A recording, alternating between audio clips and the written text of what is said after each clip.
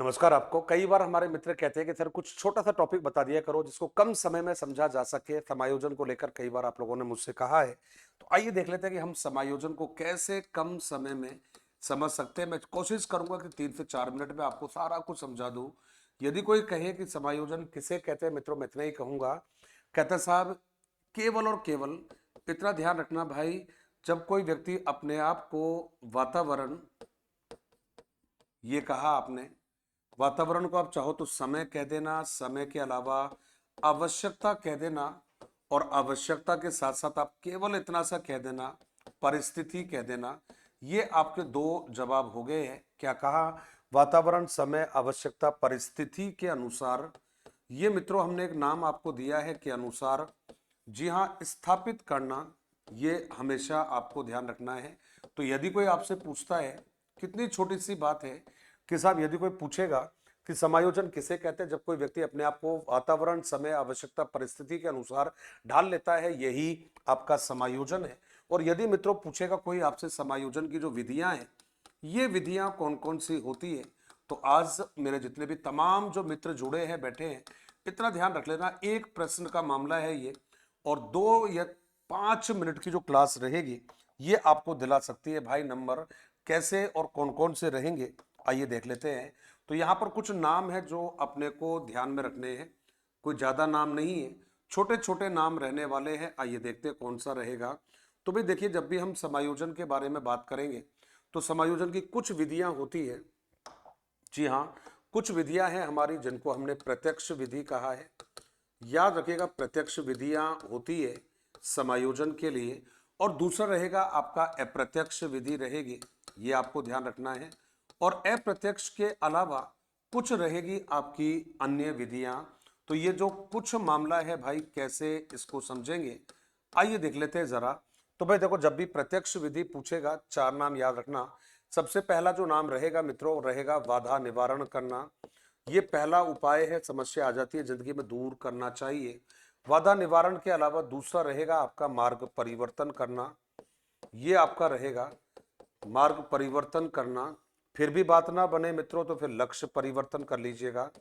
और यदि फिर भी बात ना बने तो मैं तो इतना ही कहूंगा भाई, फिर विश्लेषण कर लेना, और विश्लेषण के साथ साथ आप निर्णय कर लेना, ये आपको काम करना पड़ेगा। तो ये तो वो विधियां हैं जिनको आप लोगों ने प्रत्यक्ष विधि कहा है।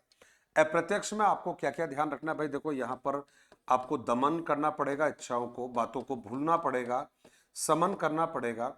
यहाँ क्या होगा भाई, अपनी गलती दूसरे पर डालनी होगी, प्रक्षेपण। यहाँ पर आपको तर्क लगाने होंगे, मतलब औचित्य स्थापन आपको करना होगा मित्रों। इसके अलावा यदि हम बात करेंगे तो आपको बताना पड़ेगा कि साहब यहीं पर अंतःक्षेपण, और अंतःक्षेपण का मतलब होता है दूसरों की भावनाओं को समझना पड़ेगा। कई बार हमें विपरीत रचना भी करना पड़ेगा, जैसे आप हो नहीं उसके अलग आपको व्यवहार करना पड़ेगा। हम कई बार ऐसा भी आएगा जब विस्थापन अपनी अभिव्यक्ति के लिए हमें किसी दूसरे को माध्यम बनाना पड़ेगा, जिसको विस्थापन कहा है आपने। कई बार मित्रों ऐसा भी समय आएगा जब आप लोगों को शोधन करना पड़ेगा, गलत व्यवहारों को त्यागना पड़ेगा, गलत आदतों को त्यागना पड़ेगा, उनको जी हाँ भुलाना पड़ेगा। नेक्स्ट रहेगा आपका आश्रित होना, दूसरों के निर्भर या दूसरों के ऊपर निर्भर होकर भी हम समायोजन का प्रयास करेंगे। और मित्रों कई बार ऐसा भी आएगा जब हम अपना संबंध जी हाँ दूसरों के साथ में जोड़ने का प्रयास करेंगे, तादात्म्यकरण हमें करना पड़ेगा। ये भाई देखिएगा, ये आपकी अप्रत्यक्ष विधियां रहेगा। अन्य जो विधियां हैं मित्रों, मैं उसको यहां पर लिखना चाहूंगा। अन्य जो विधियां हैं हमारी, ये कौन कौन सी रहेगी, तो अन्य विधियों को हमने केवल और केवल 2 भागों में हमने बांटा है। और 2 भाग कौन कौन से रहेंगे, तो भाई देखिएगा, इनको इस तरह से हम 2 भागों में बांट सकते हैं। पहला जो भाग रहेगा, इसको हमने नाम दिया है अप्रत्यक्ष। जी हाँ, ध्यान रखिएगा, क्षतिपूरक विधि कहा है, क्षतिपूरक विधि कहा है। और दूसरी जो विधि है उसको हमने नाम दिया है आक्रामक विधि। देखिए भाई, क्षतिपूरक का मतलब होता है कि जो नुकसान आपको हुआ है, जो क्षति हुई है, उसकी भरपाई करना क्षतिपूरक विधि कहलाती है। जिसने आपके साथ दुर्व्यवहार किया है उसके साथ आप बदला लेते हो, आक्रामक विधि है। दोनों को ही आप दो प्रकार से काम में ले सकते हो। इसका प्रयोग भी आप प्रत्यक्ष रूप से कर सकते हो मित्र, और इसी का भी आप अप्रत्यक्ष रूप से प्रयोग कर सकते हो। ये भी आपका प्रत्यक्ष रहेगा और ये भी आपका अप्रत्यक्ष रहेगा।